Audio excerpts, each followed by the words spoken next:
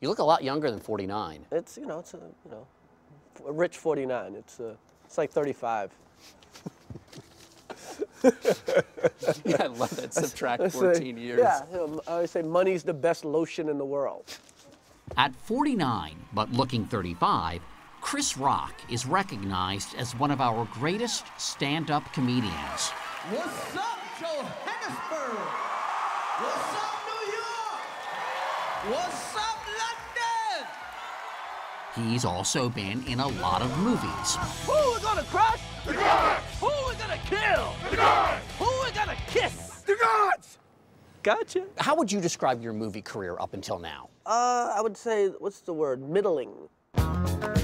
No, as an actor, Chris Rock hasn't always been recognized. I am the zebra in Madagascar. It's the biggest thing I've ever done. Check out the zebra taking care of biz, that's right. People are, oh, you're this famous comedian. No, I am the zebra. I am Marty. Maybe kids say that. That's ridiculous. Most people do not think that. Madagascar 3 made more money than every movie I've ever done combined. Forget about being part of the herd. I'm gonna be part of the flock. I'm gonna fly, baby. Maybe top 5 will get me out of Marty's shadow. That's the thing with women. Top 5, which Rock wrote and directed, is his most personal film yet. You know, if I get the word out, this movie could still be a big hit. It could be like a Haitian Django. Things are changing, and you need to wait. In it, Rock plays Andre Allen, a former stand-up comic who just wants some respect. Look at this black man trying to get a cab in New York City. Ha ha, watch this. Black man trying to get a cab. Look at this. Ha ha, taxi, taxi. Taxi, taxi, yeah. Yo, look what the cat dragged in. Rock packed his movie with some of today's best black comedic actors. Hide the liquor. Hide the liquor? Look who's talking, hide the crack. Among them, Sherry Shepherd and Tracy Morgan. Hey, homeboy. Not a lot of comics are generous about allowing other funny people in a scene. You just loaded it up. My favorite athlete ever is Magic Johnson. And Magic Johnson's all about passing. It's all about like setting up players, setting up people. I like dishing out and watching somebody jam. I get great pleasure from that. But when Rock does stand-up, it's Rock and Rock alone. There ain't a white man in this room that would change places with me. None of you. None of you would change places with me, and I'm rich. Here at Harlem's Apollo Theater, Rock's taped 2 of his HBO specials. I think I read somewhere that your paternal grandfather was a real influence on you. Yeah, my dad's father was a preacher. I used to spend a lot of time with him. I would watch him write his sermons. I pretty much do what he did.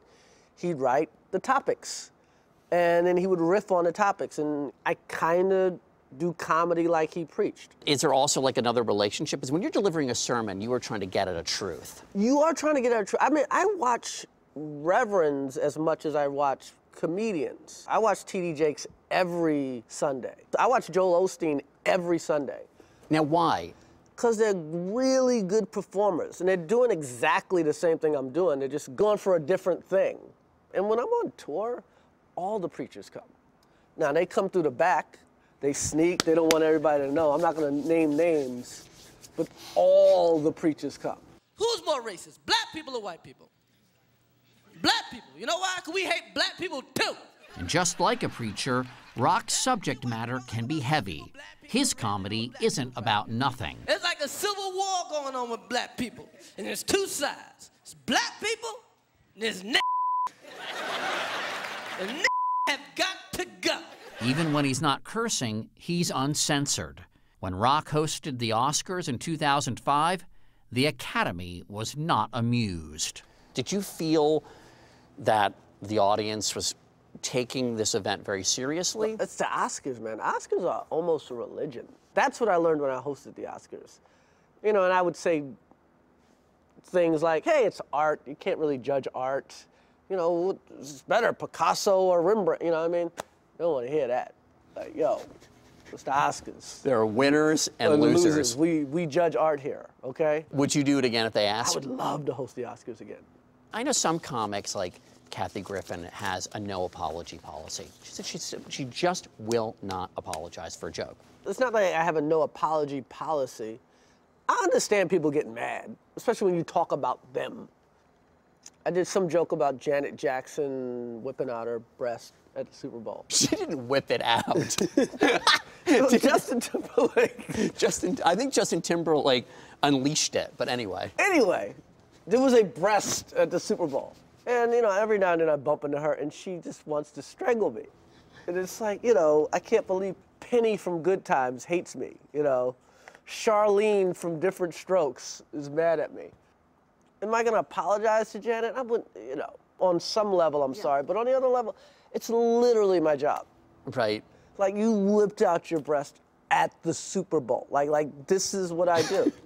So when you see her, she's kind of like, I'm waiting for that apology. I get shade like you would not believe. Like, wow. If I could apologize to the Jacksons, I would. I've done way too much stuff about the Jacksons. You just need to do like a blanket apology to the If Jacksons. I walk in a room with the Jacksons, I'm going to be so beat up. They're old black men from Gary, Indiana. Rock, who grew up in Brooklyn's Bed Stuy neighborhood, now lives in Alpine, New Jersey, a Tony suburb of New York City, with his wife Malak and their 2 daughters. Does it make it harder to be funny when you have more money? It's not that it's harder to be funny when you have more money. It's harder to leave your house and work on it. And you gotta go to some club. And you still have to go there really to work on this, right? You really have to go there. And when you go into a club now, is there, Plus it's hard to, you know what it is too? Yeah. When you have kids and your kids finally go to bed, there is something so peaceful about a house with sleeping children. Yeah. It's like, you don't want to leave it. It's just like, I don't know if there's a God, but if he's around sleeping children. Like, that's the greatest sound in the world. That's the greatest quiet in the world, the sound of sleeping children. Still, Chris Rock isn't about to retire. There's one other job he has thought about. I would love to work at 60 Minutes. That's like the only job I would consider taking. Are you serious? Yeah, I would take 60 Minutes. Yeah. If you did a story for 60 Minutes and you could interview anyone, who would you want to interview? I would go to Ferguson right now, and I would just interview white people. Because whenever they do stories on race, they always interview black people. We know what black people feel about race. I would love to just interview white cops. The question isn't why they shoot so many black kids, which is horrible. The real question is like, how come you never shoot white kids? That's the question. Oh, let me ask one more. We're set. I just want to ask one more question. Why did you kill Nicole Brown Simpson? What? It's all a setup. This is a sting. How does he know? This is going to be a huge letdown then. Do you think that people are too careful when they talk about race? It's not that I think that people are too careful when they talk about race. I think people in general are just too quick to call things racist. Sometimes people say things that are racist are just out of not knowing any better. And once they know better, they're like, oh, I'm sorry, I didn't know that offended you like that. And you think that sometimes behavior like that is branded as racist? Racist or homophobic or, you know, anti-Semitic or whatever, just people not knowing. And that sometimes bottles them up, and then they don't. Of course that bottles them up or makes them actually become racist. Because it's like, hey, I was just asking a question and I got beat up by all these people. Chris Rock has never had a hard time speaking his mind, and the response has been well worth it. What's the best feeling you can give somebody? You can have sex with them, or you can make them laugh. And pretty much when you get both, you marry the person, for the most part, right? People stop talking to people they have sex with. People shun them for life. People never get rid of people that make them laugh.